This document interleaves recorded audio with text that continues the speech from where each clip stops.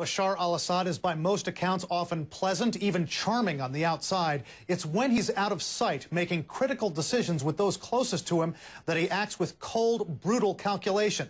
This time, however, those calculations may have betrayed him.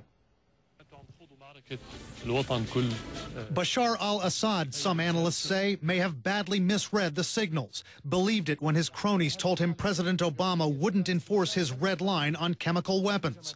A staggering miscalculation, experts say, driven by Assad's own unpredictable swings of behavior. Bashar al-Assad, unlike his father, is quite erratic. He's quite moody. He goes from one side to the other, bouts of rationality and irrationality. Andrew Tabler is among few Westerners to gain access to Assad's inner circle. He worked with Assad's wife, Asma, running a charity in Syria, and has met with Bashar al-Assad. He describes Assad as delusional, conspiracy-minded, but also persuasive, coming across in interviews as the antithesis of a murderous dictator. When CNN's Christian Amanpour asked him in 2005 about reports that he threatened Lebanon's prime minister. First of all, it's not my nature to threaten anybody. I'm a very quiet person. I'm very frank, but I wouldn't threaten. And in 2011, when ABC's Barbara Walters pressed him on whether he'd ordered his forces to fire on the opposition. They are not my forces. They are military forces belong to the government. Okay, but you're I don't own them. I'm president. Okay. I don't own the country. So they're not my forces. No, but you have to give the order. No, no, no. Not by your command?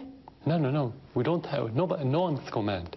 There was no command to kill or to be brutal. What do you make of that bearing? He's so polite and soft-toned. I think he's a master of deception. I think that the regime, the package of Bashar and his wife Asma, it's very seductive, and it draws you in. How could someone who seems so reasonable command such a horrific regime? Illustrating what Tabler calls Assad's two faces, he was trained as an ophthalmologist. He has Facebook and Instagram accounts, has enjoyed being seen with his glamorous wife out on the town from Aleppo to Paris. But from his bunker, he's overseen the killing of tens of thousands of his own people. What's he thinking now? He's going to think about, how am I going to react to these strikes? What we can see from past strikes by the Israelis is that actually Bashar does very, very little in terms of a direct response. But over time, he might carry out other kinds of attacks on American assets.